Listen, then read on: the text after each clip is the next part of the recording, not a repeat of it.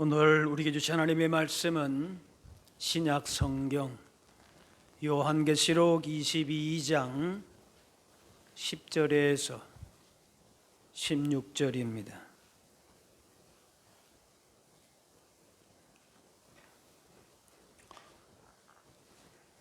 또 내게 말하되 이 두루마리의 예언의 말씀을 임봉하지 말라. 때가 가까우니라.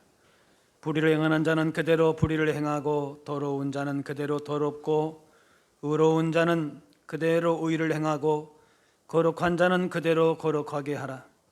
보라, 내가 속히 오리니 내가 줄 상이 내게 있어 각 사람에게 그가 행한 대로 갚아주리라. 나는 알파와 오메가요 처음과 마지막이요 시작과 마침이라. 자기의 두루마기를 빠는 자들은 복이 있으니 이는 그들이 생명나무에 나아가며 문들을 통하여 이성에 들어갈 권세를 받으려 함이로다.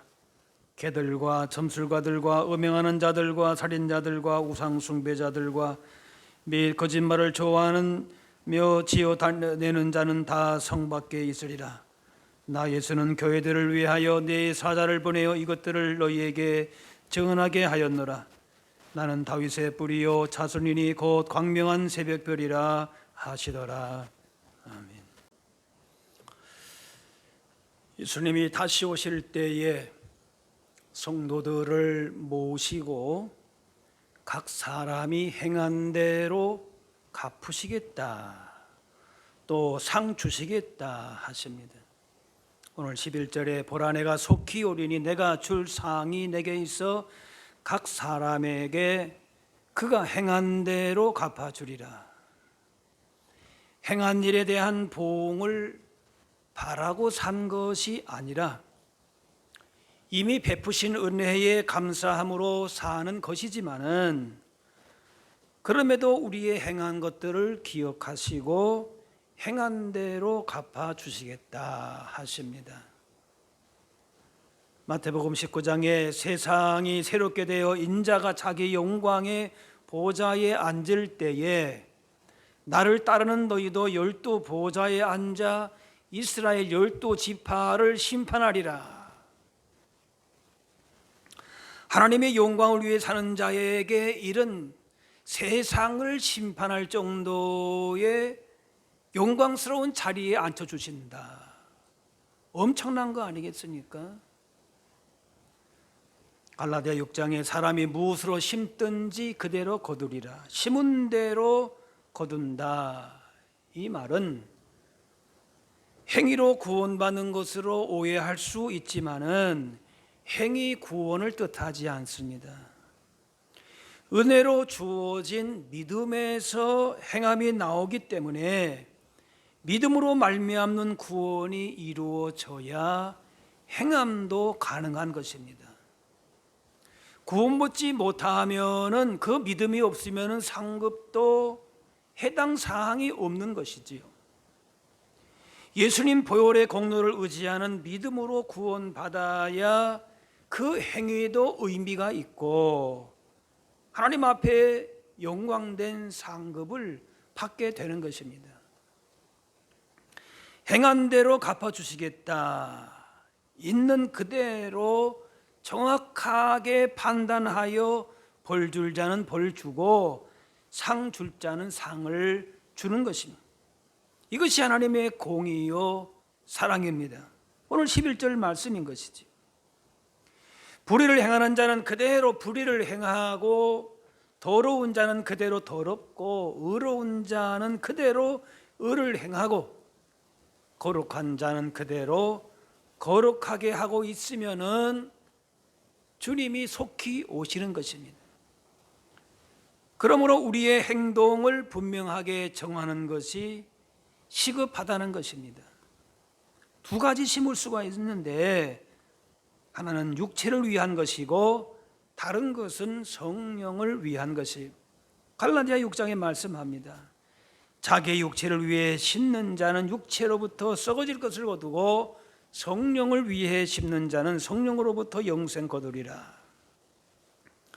육체를 위해 심는다라고 하는 것은 육체의 소욕, 즉 무엇을 먹을까 마실까 입을까 여기에 인생의 목표를 두고 사는 것입니다. 이렇게 살면은 결국 세상의 죄에 매여서 구원과는 상관없이 사는 것입니다. 구원받을 기회, 회개할 시간을 잃어버리고 무시한다면은 후회할 날이 오게 되는 것입니다. 너희는 성령을 따라 행하라. 그리하면 육체의 욕심을 이루지 아니하리라. 성령을 따라 행하지 않으면은 그때마다 육체의 욕심을 이루게 된다는 것입니다. 그냥 가만히 있으면은 믿음 따라 성령님의 인도하심을 따라 살지 않으면은 우리는 그냥 육체대로 살 수밖에 없다는 거지. 비록 성령을 따라 행하지 않지만은 그렇다고 나는 육체의 욕심을 이루지 않을 것이라 생각하지만은 신앙에는 그런 중립이 없습니다. 성령을 따라 믿음으로 행하든지 아니면은 육체를 따라 욕심을 따라 행하든지. 오늘 본문의 10절에 이 두루마리 예언의 말씀을 임봉하지 말라. 때가 가까우니라. 지금은 예수님이 오시기만 하면은 모든 것이 끝나는 상황이기 때문에 우리가 육체를 따라 살 것인가, 믿음을 선택하고 성령님의 인도함을 따라 살 것인가, 어느 선택을 하면서 사는지를 잘 살펴야 되는 것이, 중간지대라는 건 없어요. 12절에 보라 내가 속히 오리니 내가 줄 상이 있어 내게 있어 각 사람에게 그가 행한 대로 갚아주리라. 상급 이야기를 유치하게 생각하면서 무슨 상을 기대하고 신앙생활 하나, 그런 거 없어도 나는 신앙생활 할 수 있다, 그런 사람이 있습니다. 세상에서는 뭔가를 바라고 하는 것이 바람직할 태도가 아닐 수, 그런 태도가 바람직한 것일 수 있지만은 상을 주시고 마지막에 심판하는 분이 하나님이시라면은 얘기가 달라진다라고 하는 거예요. 교회 학교에서 달란트 잔치를 이렇게 하죠. 뭐 한 달이나 두 달이나 이렇게 봐서 아이들의 신앙생활을 격려하기 위해서, 분발시키기 위해서 달란트 시장이라는 걸 합니다. 달란트 잔치라고 하는.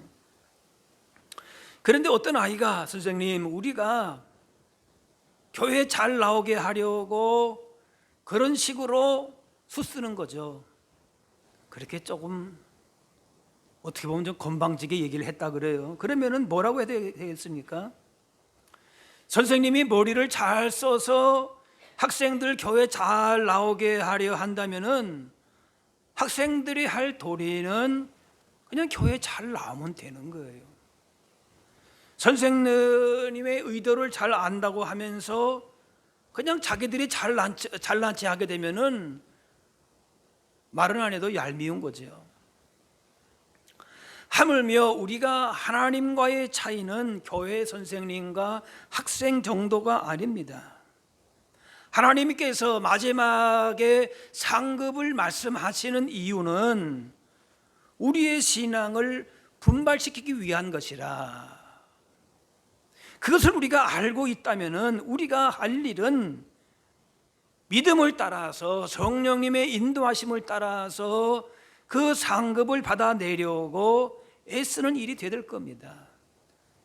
우리가 감히 하나님 앞에 하나님 무슨 수쓰는 겁니까? 그렇게 할 수 있습니까?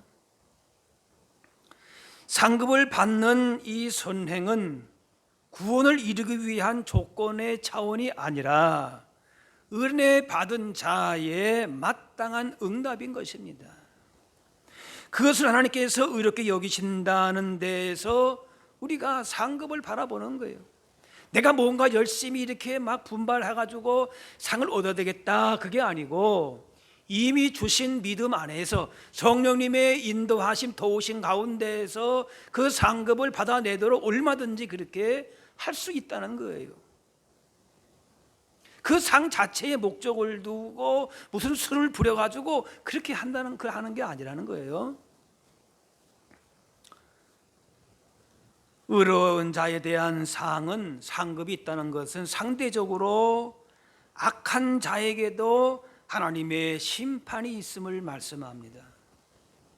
예수님의 재림은 주님을 따른 자들에게 보상의 즐거움도 주지만은 사단의 죄에 그대로 육신에 매여서 하나님을 대적하는 자들에게는 두려운 심판을 가져다 준다는 것입니다.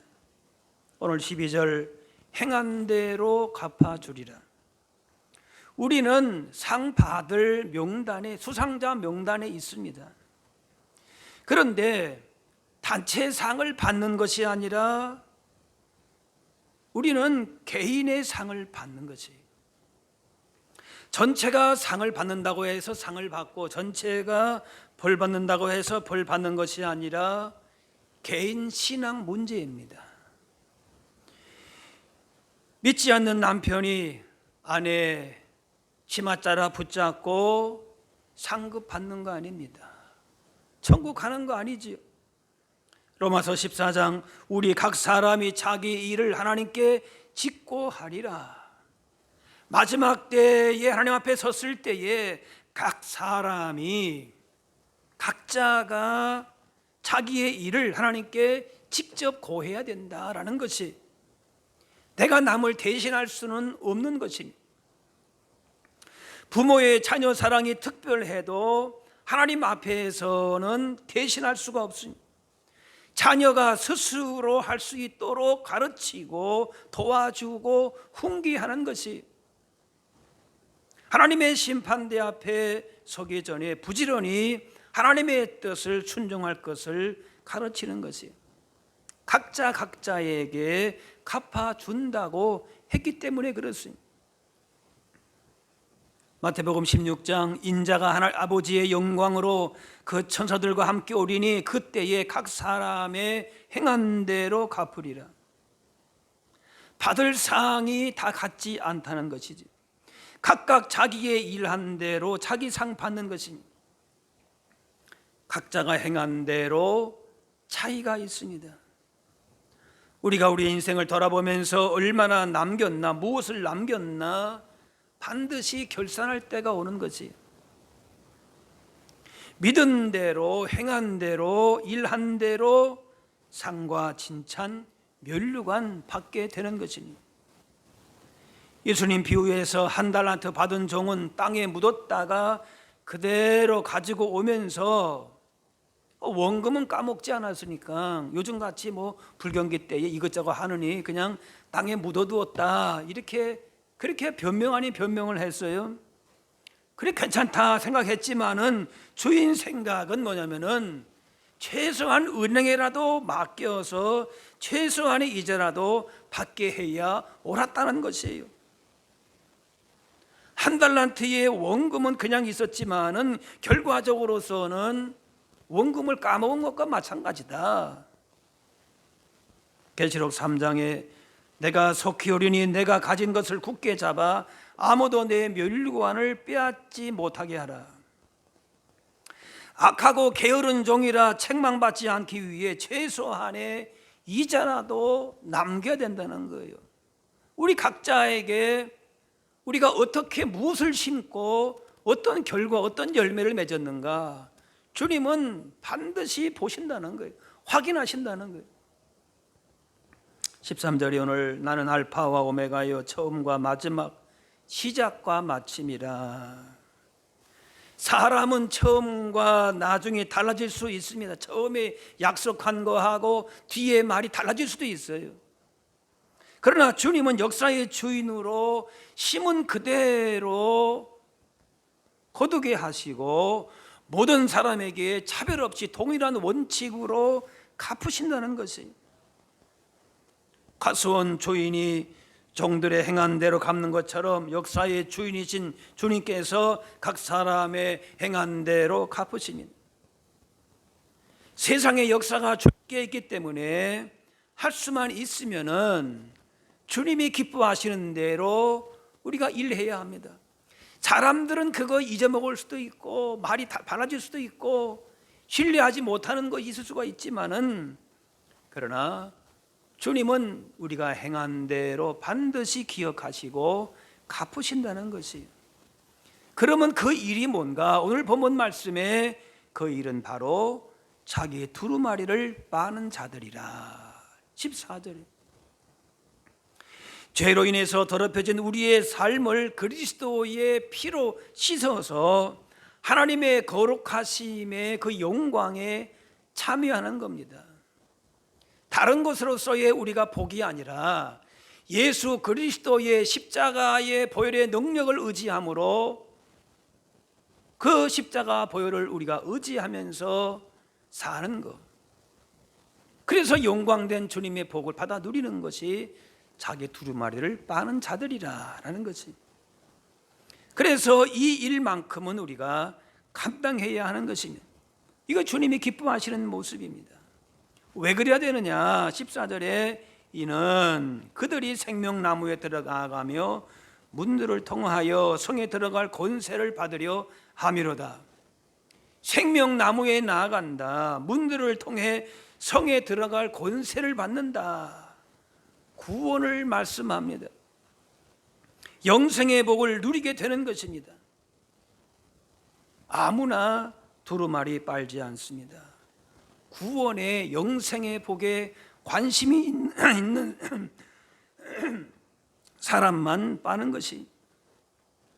그래서 이 두루마기를 빠는 일을 지체하거나 유보한 사람은 세상에 관심이 있는 사람이에요. 그리스도만을 의지하고 그에게만 충성하는 구속함을 받은 자들, 즉 자기 두루마리를 빠는 자들은 성에 들어갈 권세를 받고 세세토록 영원토록 그렇게 왕노릇하게 되는 것입니다. 하지만 반대로 자기 두루마기를 빨지 않은 사람은 어떻게 되는가? 15절에 나옵니다. 개들과 점술과 음행하는 자들, 살인자, 우상 숭배자, 거짓말 좋아하는 자 다 성 밖에 있으리라. 미혹하고 속이는 사단과 동일하게 하나님을 대적하는 자들을 말하는데, 이들은 그리스도의 피로 두루마기를 빨아서 구속에 참여한 자들과는 달리 새 예루살렘 천국에 들어가지 못하고 불과 유황으로 타는 못에 던져지게 되는 것입니다. 예수 믿지 않으면 본전이지만 예수 믿으면 뭔가 덕을 볼 수 있다, 그 말에는 별 거부감이 없을 수가 있습니다. 그런데 그 정도가 아닌 것입니다. 예수 믿고 아멘가에 따라서 엄청난 차이가 분명히 있습니다. 완전히 극과 극이 됩니다. 중간 지대가 없는 것이에요.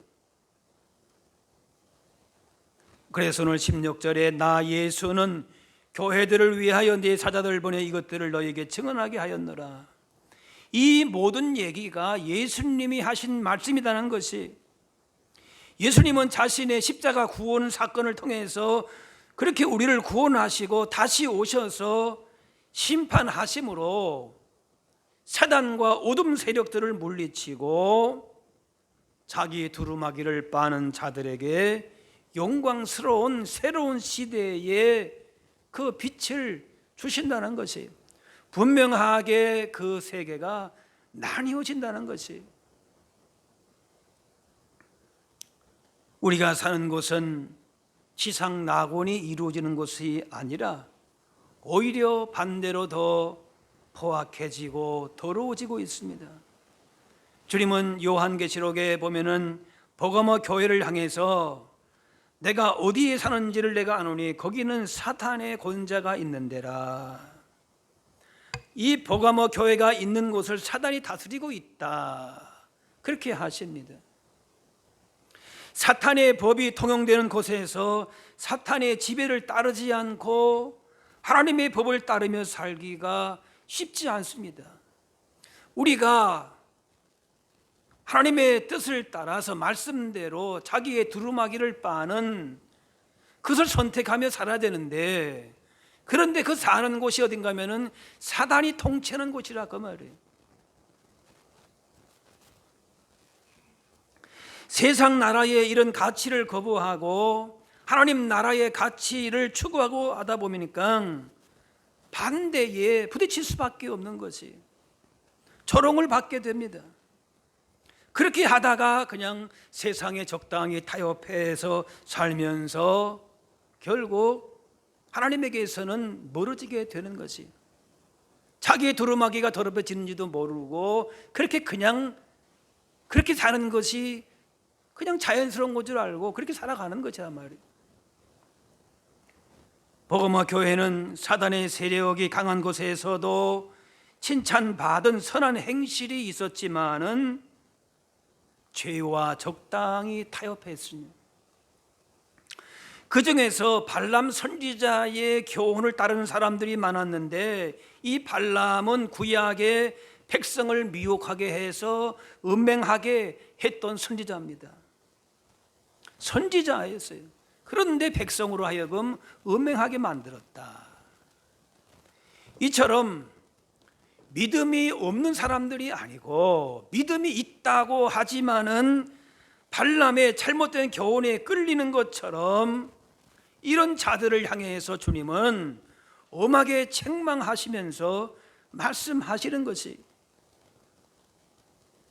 회개하라, 그리하지 아니하면 내가 속히 가서 내 입의 검으로 그들과 싸우리라.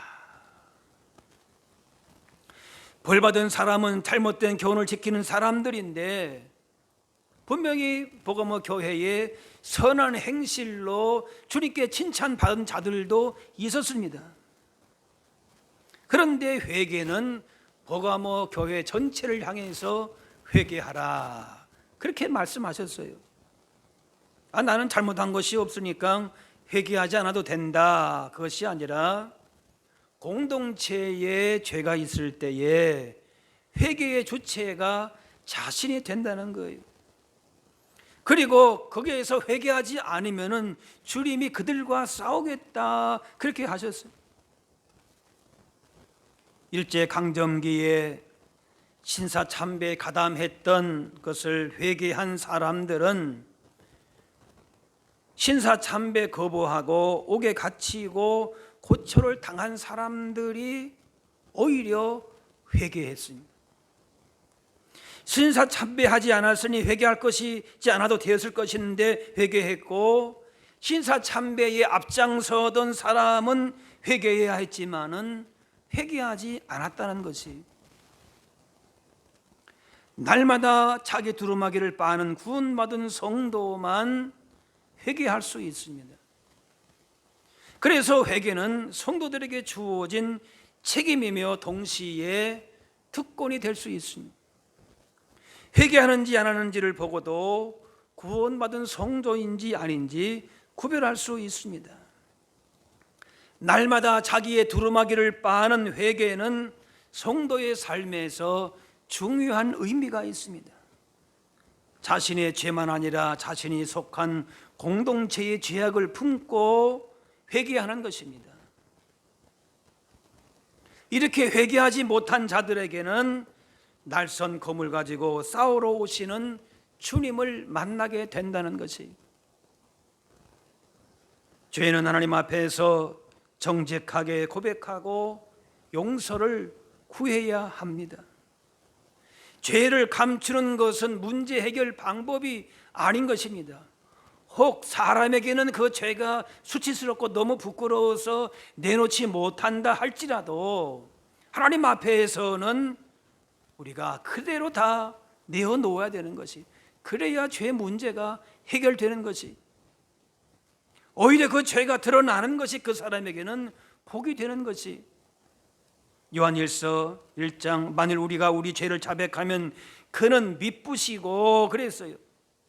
죄가 드러났는데 왜 그걸 하나님이 좋아하십니까?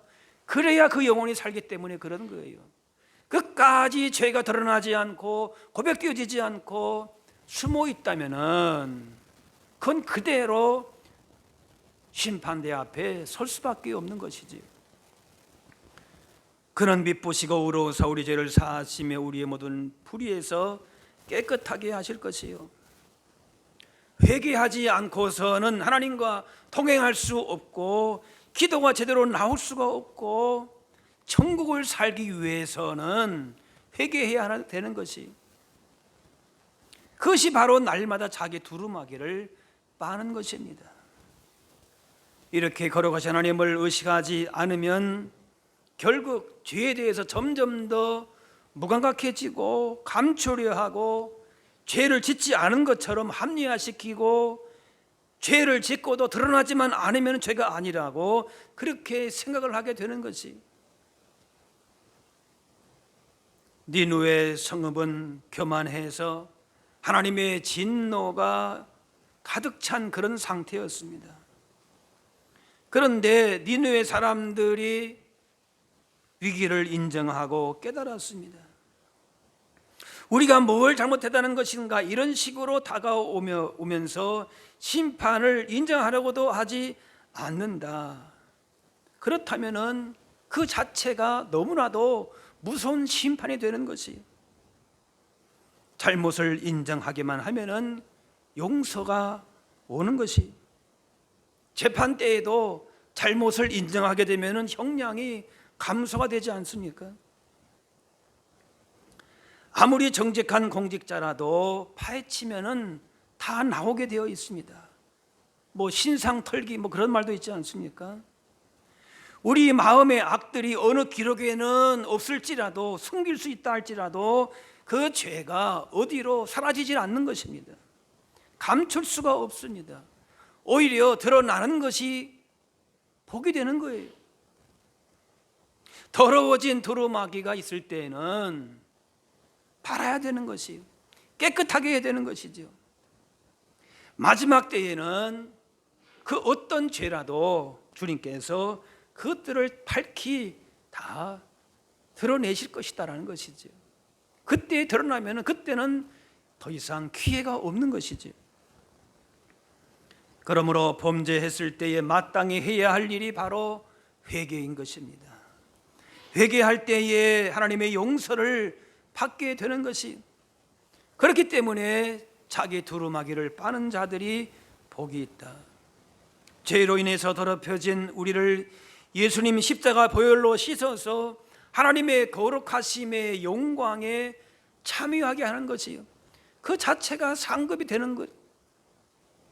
세상에 뭘 우리가 얻어간 것이 상급이 아니고 영광이 아니고, 자기 두루마기를 빨고 회개함으로 말미암아 주시는 그 하나님의 영광된 자리에 우리가 장차 서게 되는 것을 바라보면서 이 땅에서도 그 영광과 즐거움과 기쁨을 누린다라는 것이,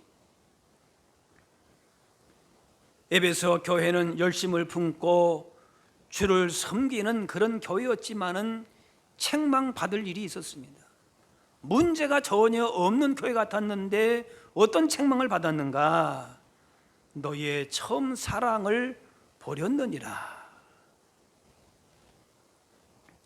믿음이 성숙하고 깊은 은혜의 체험도 있는 사람들이 겉으로 볼 때는 아무 문제가 없는 것 같은데 처음 사랑을 잊어버렸다. 그 잃어버린 채에 살아간다는 거예요. 오랜 신앙 생활 뒤에 남는 것이 하나의 신앙 경력과 업적이라고 하는 껍데기뿐이고, 살아있는 믿음과 기쁨이 말라져 있다면은 하나님 앞에 제대로 서 있는 모습이 아니기 때문에 돌이키라, 회개하라 말씀합니다. 그러므로 어디서 떨어졌는지를 생각하고 회개하여 처음 행위를 가지라. 주님과 깊은 사랑을 나누고던 때와 지금의 냉랭한 상태와 비교해 보라는 것이, 그리고 돌이켜서 그 모습으로 돌아가라는 것입니다. 그것이 그렇게 어려운 일이 아니라는 것이에요. 조금만 애쓰면 되는 것입니다.